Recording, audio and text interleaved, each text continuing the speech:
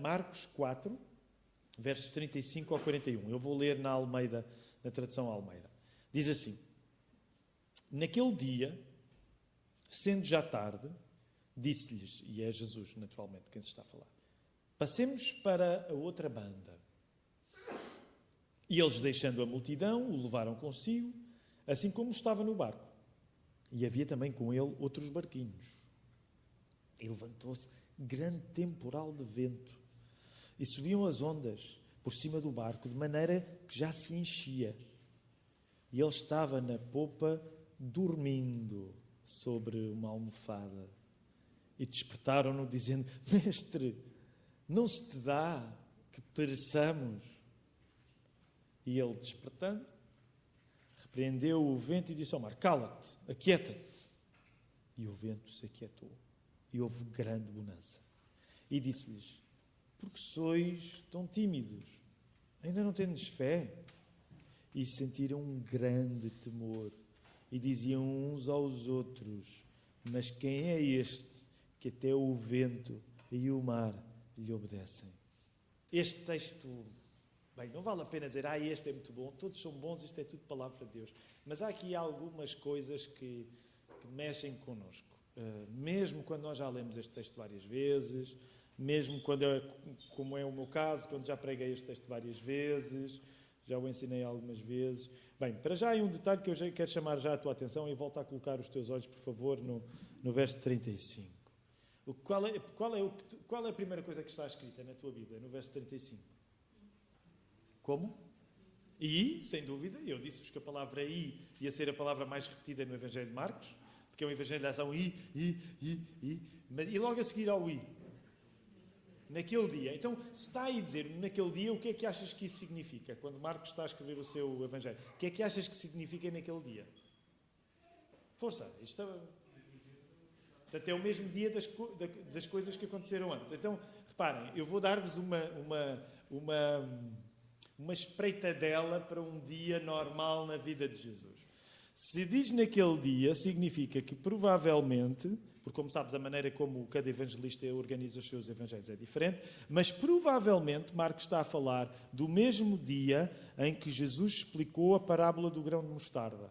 Provavelmente Marcos está a falar do mesmo dia em que Jesus explicou a parábola da semente. Provavelmente Marcos está a falar do mesmo dia em que Jesus explicou a parábola da candeia. Provavelmente Marcos está a falar do mesmo dia em que Jesus explicou a parábola do semeador. Provavelmente Marcos está a falar do mesmo dia em que a família de Jesus quis pôr juízo na cabeça de Jesus.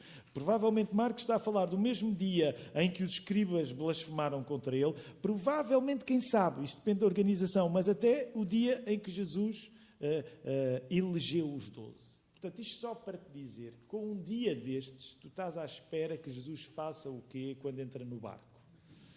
Ele tem de dormir, ok? Ele vai mesmo ter de dormir. Porque a vida de Jesus, e esse é sempre um sabor que eu não quero retirar do teu prato quando lês o Evangelho. Por isso é que é tão bom nós lermos o Evangelho demoradamente. Porque tu te apercebes destes detalhes que dão cor à nossa compreensão da vida do nosso Salvador. E uma das coisas que está em causa, uma vez mais, é que os dias são muito cheios para Jesus. E Jesus é Deus e Jesus é homem. Portanto, se tu tivesses dias tão cheios assim, tu também adormecias, fosse no lugar que fosse. Eu não sei qual foi o lugar mais estranho onde tu já adormeceste, mas dou-te uns segundos. Qual foi o lugar mais estranho onde tu já adormeceste? E desde que possa ser praticável partilhares, não é? Desde que não seja algo muito horroroso, digam aí alguns dos lugares mais estranhos onde tu já adormeceste. Sim, uma circunstância estranha. Alguns de vocês estão a rir, portanto estão-se a lembrar. Deem alguns exemplos. Uma vigília de oração. Quem nunca, não é? Numa vigília. E ainda por cima a vigília de oração, por um lado, é o lugar perfeito para a pessoa adormecer, que a pessoa dizia, olhava para a Juliana e dizia, ela está profundíssima no espírito, né? Uma vigília de oração, também já me aconteceu. Outro lugar assim, onde tu adormeceste. Onde, Alberto? No trabalho. Eu vou contar, bem, é melhor eu não começar a contar, mas a mim aconteceu-me nos anos da faculdade, eu fiz Ciências da Comunicação. E havia uma especialização que era cinema. Era uma das especializações do meu curso. Então nós tínhamos aulas de cinema. O que significava isto na Universidade Nova de Lisboa? O que significava que algumas aulas às 8 da manhã começámos a ver filmes. O que pode a pessoa, uau, grande curso superior, assim também eu, não é? Mas às vezes eram grandes clássicos, né? Grandes clássicos no sentido de grandes estupadas. Então eu não vi os clássicos nessa altura porque as luzes apagavam-se e eu dormia aquelas 2 primeiras horas. Mas alguém estava a dizer aqui outro lugar. No corredor do hospital também. Quem nunca, né? Quem nunca adormeceu no corredor do hospital? Pronto, haveria outros lugares curiosos para adormecer. Porque é que eu quis salientar este aspecto do mesmo dia? Para tu perceberes. Ficou tarde e o que é que Jesus diz? Jesus diz, olha pessoal, vamos para a outra banda. E eles, deixando a multidão, o levaram consigo, assim como estava no barco. Agora, repara que quero chamar a tua atenção para o verso 36. Eles, deixando a multidão, eles estão continuamente a tentar, deixa-me dizer assim, livrar-se da multidão, porque a multidão não lhes dá descanso. Ok? E há um aspecto que muitas vezes nós não fixamos quando lemos este texto. Olha lá. E havia também com ele outros barquinhos. Mesmo quando Jesus se tentava isolar, havia pessoal nos seus barquinhos a ir atrás de Jesus. Por exemplo, só cenas dos próximos capítulos e não vamos entrar já. Deixa-me dizer, para a semana vai ser, por um lado, muito engraçado e muito assustador. Porque o que é que eles vão ter do outro lado, na outra margem? Eles vão ter uma visita incrível. Não é? Aliás, vão ser eles a visita quando chegarem ao território dele. O endemoninhado gadareno. Okay? Portanto, estou já a abrir um bocado o apetite para ti, para tu percebes que depois deste episódio, não é? Eles pensavam, ok, finalmente chegamos à outra margem, vamos descansar agora um bocadinho. E quem é que lhes aparece à frente? O endemoniado gadareno. Reconhece, era uma profissão, esta profissão de ser discípulo de Jesus, provavelmente nós despedíamos dela 2 ou 3 dias depois, não é? Porque isto é de facto exigente. Mas só para tu teres ideia, há uma altura em que Jesus vai querer descansar, Jesus está sempre a tentar descansar, e ele vai voltar a colocar-se no barco, que é antes da multiplicação dos pães e dos peixes. E sabes o que é que as pessoas fazem? Mesmo a Tom Sawyer, para aqueles que são mais antigos e que viam a série do Tom Sawyer, lembras como é que acabava o Tom Sawyer? Bem, isso é mesmo muito antigos da minha idade. Portanto, está-me a dizer, quem é que aqui via o Tom Sawyer? É uma pequena minoria, de facto. Isto é aquela coisa quando o pregador tem de cair na real e dizer, olha, as tuas referências, esquece, já estão mesmo ultrapassadas. Mas havia uma série de animação que dava, aqui em Portugal, que era o Tom Sawyer, as aventuras de Tom Sawyer, e quando terminava, ele e o Huckleberry Finn a correr e ao fundo o barco a vapor a passar, não é? Então ficavam... E eu lembro-me sempre deste episódio, porque de certa maneira, mesmo quando Jesus apanha o barco para tentar ir embora, o pessoal está sempre a ir correr atrás dele. Sério, isto é uma coisa que vai acontecer vez após vez. Neste caso, ele sai e mesmo assim há barquinhos que vão atrás. Okay? Há barquinhos que vão atrás. E agora, verso 37. Levantou-se grande temporal de vento e subiam as ondas por cima do barco, de maneira que já se enchia. Eu não quero tornar isto muito vidrado na minha própria experiência. E eu confesso que quando estou a ler os Evangelhos, há tantas coisas que se conta da vida de Jesus que muitas vezes a nossa tendência é lembrar-nos circunstâncias o mais parecidas que nós tivemos com isto. Eu não sei se tu tens experiência de embarcação. Eu não tenho muita experiência de embarcação. E tendo em conta aquela que vou partilhar contigo, agradeço a Deus. Porquê? Porque nunca viajei muito tempo no mar. O máximo que andei foram 2 horas de Algeciras para... Não era para Ceuta, era para... de Marrocos. Como é que se chama? Marrocos. Qual é a capital de Marrocos? Não é Casablanca, mas é? Não é Marrakech, é Porto. Portanto, Ceuta é parte de Espanha, Tanger, exatamente. Então eu fiz essa viagem, são 2 horas, nunca tinha andado tanto. Para mim, é para verem que eu não tenho muita experiência de barco. Mas fiz essa viagem, essa correu tudo bem. A viagem mais ruim que eu tive, que serve de comparação, e que não foi nada comparado com isto, foi lá perto da terra do Rodolfo, quando a Ruta, que há uns anos teve a ideia de nós irmos conhecer um lugar lindo, é de facto lindo em Portugal, eu recomendo, mas vão vocês, que eu já vi, que é as Berlengas.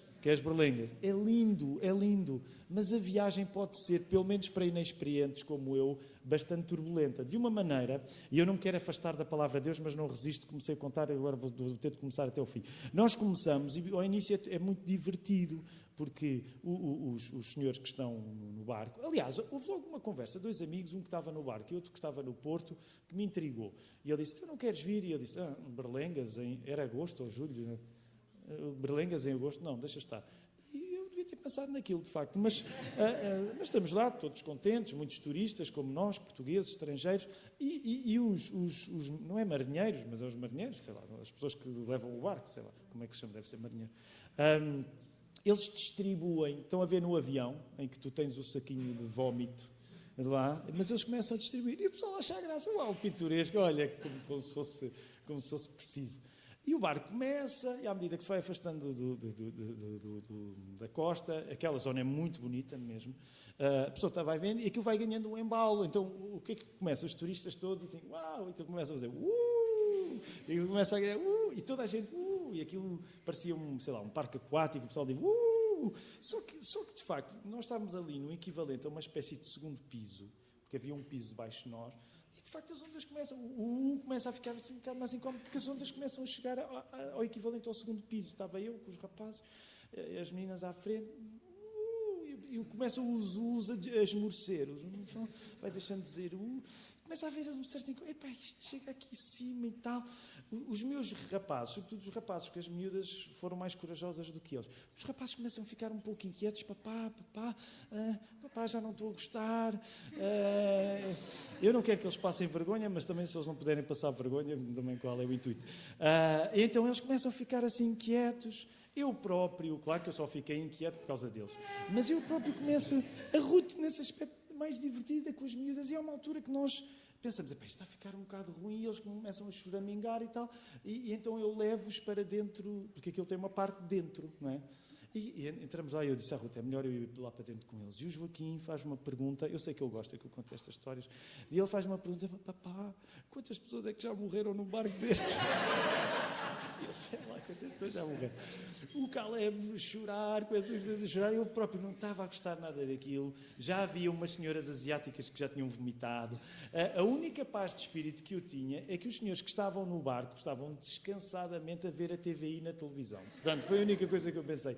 Se eles ainda conseguem ver a TVI na televisão, é sinal que isto não é assim tão mau. Mas foi uma viagem assim tremenda. E eu pensei, vim cá 2 vezes, não é? A primeira e a última, portanto não volto cá. A viagem depois para lá foi mais tranquila, e eu já ouvi, só para também não que ninguém esmoreça de visitar as Berlengas, porque já ouvi de gente que foi para lá e que foi tranquilíssimo. Mas, por exemplo, estou a ver a Patrícia tem arte, quem passou a mesma coisa, não é? Portanto, a mesmíssima coisa. A pessoa vai, tira as fotografias que consegue e pronto. Mas isto para te dizer o quê? Desculpa esta história toda, estar aqui a gastar tempo da pregação com a minha história. Mas para quem já viveu um bocadinho de aperto no mar, imagina um aperto no mar, tendo em conta aquilo que eu partilhei contigo a semana passada. Estamos a falar num mundo sem eletricidade. Portanto, tu estares no mar à noite, estás na treva. Agora imagina uma treva que não está paradinha. É uma treva que, de certa maneira, está a vir contra ti. Há várias características que eu não vou estar aqui a dizer, se vocês quiserem podem até ler no livro, que estão explicitadas. Há várias características que tornavam aquele mar mais complicado. Na prática não era bem um mar, era mais um grande lago. Mas o que acontecia é que, como o nível da água estava mais abaixo, no meio de uma zona montanhosa, havia uma espécie de corrente de ar que rapidamente virava naquele mar as condições atmosféricas. Ou seja, ainda hoje é assim. É um mar que pode estar tudo calmo e a pessoa diz, que maravilha, e subitamente a coisa pode virar. E terá sido isso que aconteceu aqui. Agora, vamos voltar ao episódio. Repara. E é suposto nós lermos isto com a capacidade de nos deixarmos surpreender pelo que a palavra está aqui a dizer. Olha lá. Subiam as ondas por cima do barco, de maneira que já se enchia. Portanto, eles já estão naquele estado em que têm de arranjar modo de começar a tirar a água dentro do barco. E é suposto tu leres do verso 38, e acho eu, e achares aqui alguma graça. E ele quem? Jesus, estava na popa, dormindo sobre uma almofada. As almofadas da altura não são como as almofadas de hoje. As almofadas da altura eram de couro, eram de pele, portanto não eram propriamente assim tão fofinhas como as almofadas de hoje. Mas esta cena, de facto, por um lado, é assustadora, por outro, dá vontade de rir, certo? No meio daquilo tudo, Jesus, depois daquele dia, também ele não teve um dia nada fácil, ele estava a dormir como um bebê. E o que é que eles fazem? Eles despertam Jesus. Como é que tu traduzias? Porque, por exemplo, na João Ferreira de Almeida está mestre, não se te dá que pereçamos. Como é que tu traduzias isso em português correto? Diz a verdade. Sim, mas português correto. Tu estás aflito, ok? Tu estás aflito. Estás no meio das trevas, no meio do mar. O mar está a querer comer-te vivo. Jesus está a dormir. Se tu tivesses de traduzir isso dinamicamente, sem uso de calão, nenhum palavrão, naturalmente, mas qual é que achas que seria a melhor tradução do estado de espírito? Exatamente. Quer dizer, nós vamos morrer e tu estás aí descansadinho. Tu achas que havia ou não algum elemento até de indignação? Não é? Provavelmente havia. Então nós aqui a morrer e tu aí a dormir. Nós aqui a morrer e tu aí a dormir. Agora repara, porque é que é importante nós pararmos nisso? Muitas vezes, quando nós lemos a Bíblia e não fazemos de fio a pavio, é este tipo de coisas que nós não temos o tempo para parar. Ainda por cima, como temos o nosso tempo contado, até mesmo aqui, eu gostava que isto levasse mais tempo, por um lado, para tu perceberes o modo como o texto não te poupa das curvas e contracurvas. Porque tu ainda agora estás a assistir a pessoas que estão a falar com Jesus. Oh, Jesus, nós vamos morrer e tu estás a dormir. E repara o que Jesus vai dizer, que é, de repente o texto dá assim um nó. E ele, despertando, repreendendo o vento, disse ao mar, cala-te, aquieta-te. E o vento se aquietou. E houve grande bonança. Quando tu ouves, dito desta maneira, percebes que Jesus acorda e repreende os elementos. Mal comparado, é como se, no primeiro momento, Jesus parecia um bebê a dormir. É para aqueles que são pais. Uma das coisas engraçadas que às vezes acontece é sempre uma relação. A relação que um pai tem com o sono do filho é sempre complicada, não é? Porque, por um lado, o pai muitas vezes deseja que ele esteja a dormir e ele não está a dormir, e às vezes também acontece o contrário, deseja que ele esteja acordado e ele está a dormir. Provavelmente todos aqueles que têm filhos se recordam, ou vivem ainda, porque há muitas crianças pequeninas, felizmente, entre nós, momentos em que ele às vezes não pega no sono e vocês estavam ansiosos para que ele pegasse, mas também há às vezes aqueles momentos em que eles, contra tudo e contra todos, dormem. No meio da maior confusão, e eles assim, mesmo pedra. E nesse sentido, Jesus parece um bebê que está a dormir contra todas as expectativas. Portanto, no meio da tempestade, Jesus parece um bebê. Num primeiro momento, Jesus parece um bebê a dormir. Mas num segundo momento, Jesus parece a babysitter que acordou e que ralha com o vento e com o mar e diz, calem-se. E o texto é isto mesmo que diz. Olha lá, verso 39. Cala-te. Não é? Repreendeu o vento e disse ao mar, mar, cala-te, aquieta-te. Mar, fica quieto. Está quieto. E assim foi. Portanto, essa é uma das coisas que no texto é especial. No momento, Jesus dorme como um bebê. No outro, parece uma babysitter rigorosa que manda o bebê calar-se e ele cala-se. Agora, repara. Primeiro, Jesus, através disto que o verso nos diz, ele está a repreender os elementos. Mas ele não vai ficar na repreensão dos elementos. E é por isso que, mais uma vez, o texto está-nos a levar para um lugar que nós não estávamos à espera. Verso 40. Disse-lhes, porque sois tão tímidos, ainda não tendes fé? Quem é que tem Bíblia para todos? A tradução Bíblia para todos. Para dizer qual é a tradução Bíblia para todos. Porquê é que estão assustados? Ainda não têm fé? Alguém tem outra tradução assim? Mais recente? Ainda não tendes fé. Quando vocês ouvem isto, qual é o tom que acham que Jesus... Atenção, eu sei que isto agora é sempre especulativo, porque nós não podemos ir além do que o texto nos diz. Mas quando vocês leem as palavras assim, que tipo de tom é que parece que Jesus está a usar?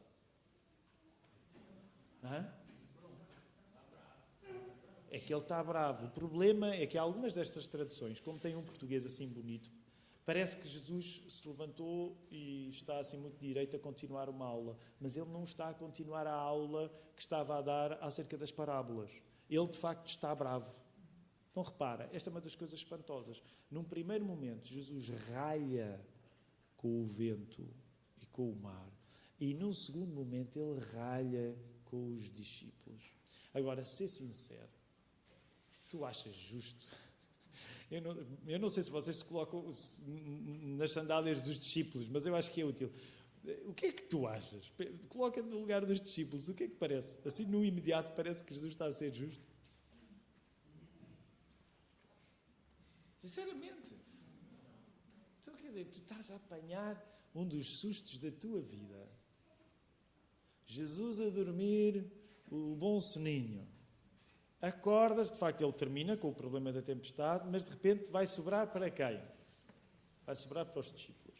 Sabes que esta é uma das coisas que eu espero que te agrade e que chame a tua atenção na leitura do Evangelho de Marcos, que é a vida de discípulo. Às vezes nós somos maus para os discípulos, mas quando lemos o Evangelho, nós até começamos a simpatizar com os discípulos, porque a vida de ser discípulo de Jesus não era fácil. Tu percebes a analogia que eu estou a fazer? A vida de ser discípulo de Jesus não é fácil. Porque às vezes há alturas em que Jesus te vai corrigir e te parece injusto que ele te esteja a corrigir. Da mesma maneira que parecia injusto que ele estivesse ali a corrigir. Porque sois tão tímidos. Sabem, a palavra tímido hoje ganhou uma conotação mais de personalidade. A pessoa é mais tímida e diz tímido. Mas como tu sabes, a palavra timidez na Bíblia tem uma conotação negativa, que está ligado ao quê? Ao verbo temer. É a pessoa que teme. Não é só um traço de caráter. É um traço de caráter que neste aspecto não é positivo. Não é positivo. A pessoa teme porquê? Como Jesus diz, ainda não tens fé. E olha, e agora vamos para a coisa final. Repara bem a coisa final. Verso 41. Como termina este capítulo 4. Não te esqueças, para a semana, quando eles julgam que podiam suspirar de alívio, vem o endemoninhado, é para tu veres como é que é a vida de discípulo. Mas olha aí, verso 41. E sentiram um grande temor. Como é que diz aí na Bíblia para todos? Hoje, só para vamos fazer aqui algumas comparações. Bíblia para todos, como é que diz aí? Verso 41.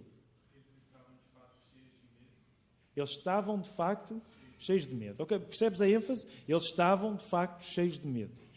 E diziam uns aos outros, mas quem é este que até o vento e o mar lhe obedecem? Como é que tu tens, João, na Bíblia para todos?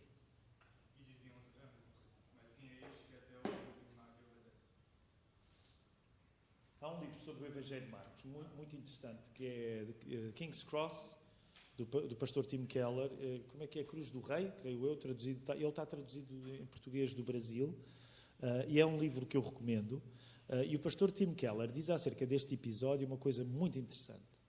Eles estavam assustados no meio da tempestade. Depois de Jesus fazer parar a tempestade, eles estão aterrorizados.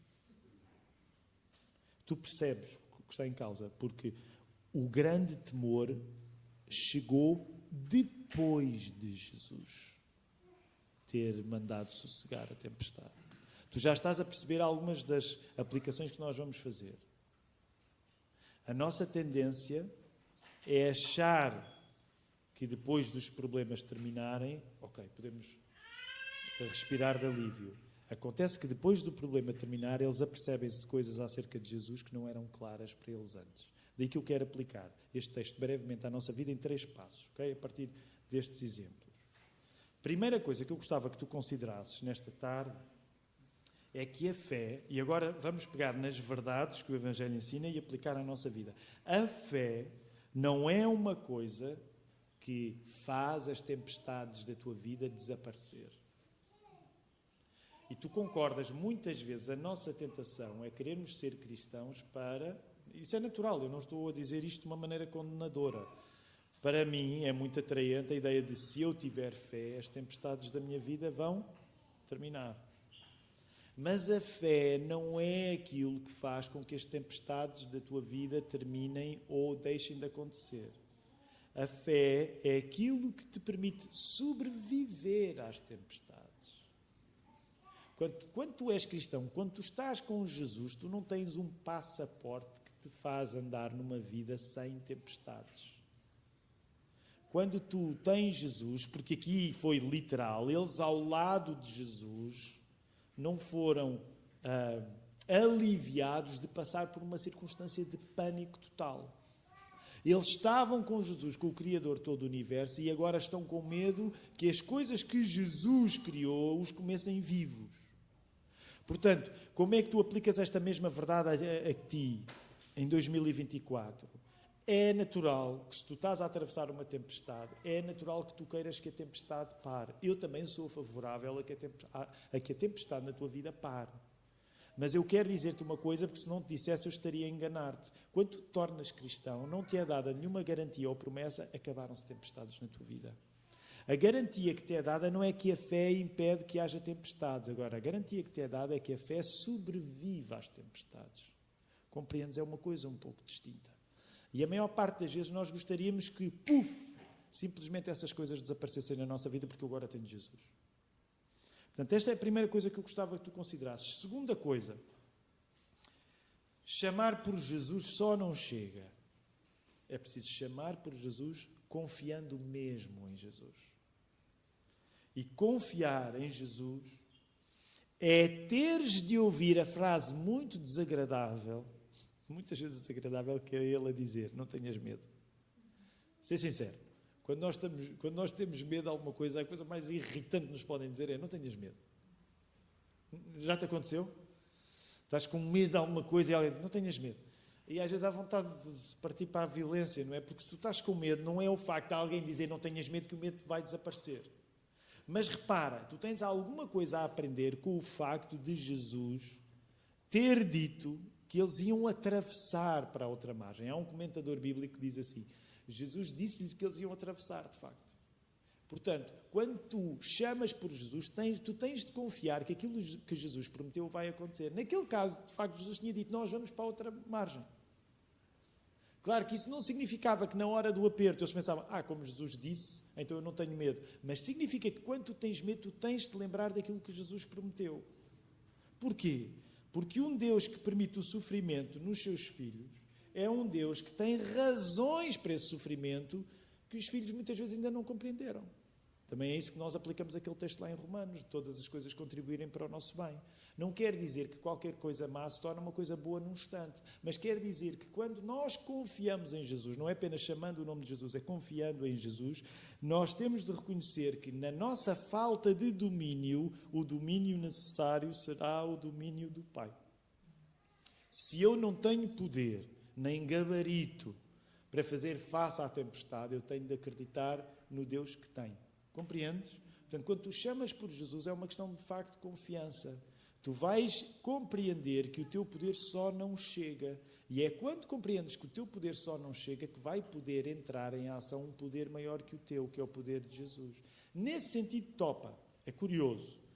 Nesse sentido, era necessário que aquela gente passasse por aquela tempestade para ver o poder de Jesus a aquietar o mar e o vento.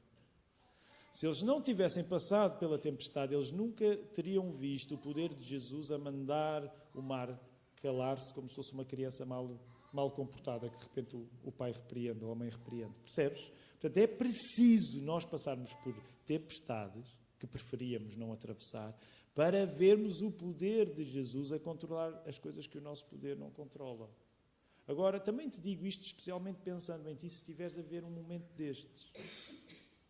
Não entendas esta mensagem como não tenhas medo, mas entende como uma oportunidade da escola em que tu estás a frequentar. Que escola é essa? É a escola que te vai ensinar que o teu poder só não chega. Se estiveres a ver um momento difícil, tu já estás a aprender que o teu poder só não chega.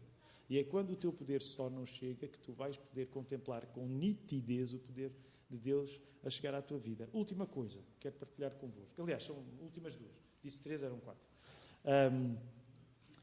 A percebermos do domínio que Deus tem, que nós não temos, e aqui é a parte engraçada, pode levar-nos a termos mais medo de Deus do que da tempestade.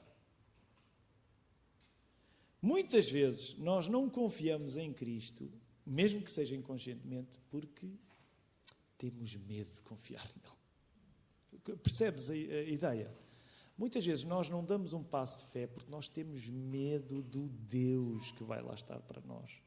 Porque Ele vai ter um poder maior ainda do que as circunstâncias difíceis que nós temos. E é nesse sentido que o pastor Tim Keller compreendia o paradoxo, que é, eles têm medo da tempestade, mas no final eles têm mais medo ainda do Deus que tem mais poder que a tempestade.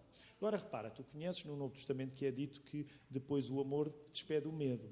E muitas vezes há esta conversa, então mas o cristão deve ter medo de Deus ou não deve ter? No sentido de temor. Há um sentido para o qual é justo dizer, nós não devemos ter medo de Deus, porque conhecemos o seu amor e confiamos nele. Mas há outro sentido em que é justo dizer, nós precisamos de temer, continuar a temer a Deus, porque Ele tem um poder maior do que as coisas que mais nos assustam. E aqui permite-me só esta queixinha.